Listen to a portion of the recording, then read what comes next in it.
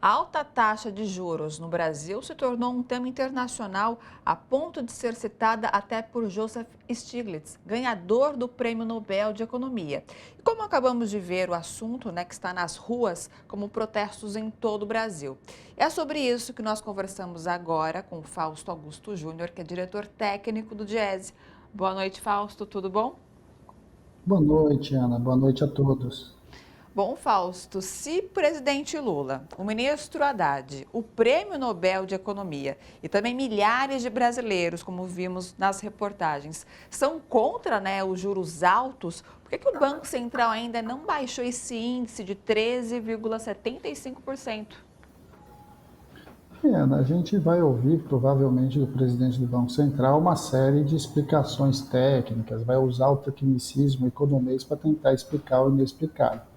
Na verdade, o que a gente tem é uma grande disputa sobre o fundo público brasileiro. Afinal de contas, para onde vai o dinheiro que todos nós arrecadamos ali por meio dos tributos que compõem o orçamento público federal e que uma parte bastante grande, mais de meio trilhão, vai direcionado para o serviço da dívida, ou seja, ele acaba servindo para custear essas taxas de juros muito altas. Nós estamos falando aí, de fato, do embate entre interesses divergentes, em especial nós estamos falando, nesse caso, o enfrentamento aí do setor financeiro.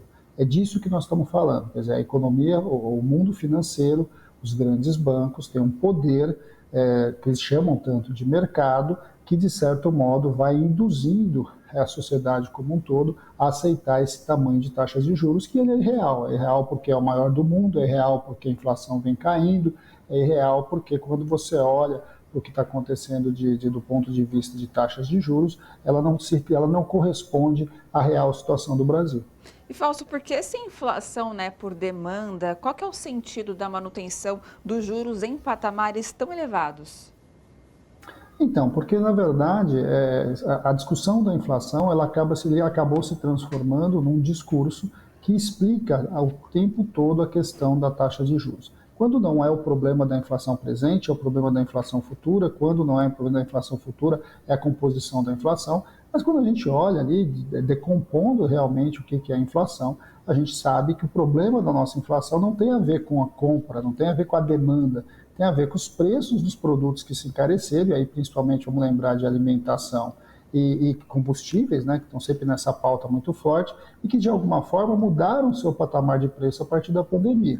E esta inflação, que não é uma inflação só no Brasil, é no mundo todo, ela de certo modo ajuda a construir uma narrativa de que as taxas de juros do Brasil são muito altas. Mas na verdade, o que a gente sabe que esse é o grande debate por trás de tudo isso, é que nós estamos falando do serviço da dívida, da taxa de rolagem da dívida pública brasileira. E quantos agentes econômicos, aí nós estamos falando principalmente do setor financeiro, está disposto a comprar títulos públicos a que tamanho de preço, a que valor de preço, que é a taxa de remuneração, que é a taxa de juros. Então, a questão da taxa de juros hoje no Brasil está muito menos ligada, de fato, à questão inflacionária e muito mais à rolagem da nossa dívida. Fausto, como nós vemos os trabalhadores, eles foram às ruas hoje, alertando que a imensa maioria só tem a perder. Mas, obviamente, tem gente ganhando nessa história, Muito dinheiro com isso ainda, inclusive. Quem são essas pessoas, E até quando vamos vivenciar esse ciclo, perverso? A gente viu que não são os Bem, trabalhadores então, que estão ganhando. quando a gente está olhando quem está perdendo, a gente sabe quem está perdendo. A economia como um todo, a economia real, os mais pobres, em especial aí os trabalhadores, porque você não consegue puxar a renda, não consegue puxar o consumo, não consegue puxar o investimento produtivo e, de fato, o conjunto da sociedade em real perde. Perde porque o empresário deixa de investir, perde porque o trabalhador deixa de aumentar o seu salário ou de conseguir um emprego e perde o próprio sistema, comércio, etc., que deixa o consumo sempre no patamar mais baixo. Agora, quem ganha com tudo isso é, de novo, você tem uma transferência deste mundo produtivo para o mundo do financiamento, no mundo aí do setor financeiro. Só que é importante, viu, Ana? Quando a gente fala do setor financeiro, não é só os bancos. Muitas, eles são, sim, os maiores detentores da dívida, mas nós temos também muitos empresários que, na verdade, já converteram o seu negócio e boa parte dos seus lucros, na verdade, não vem mais do setor produtivo, vem dos investimentos no setor financeiro.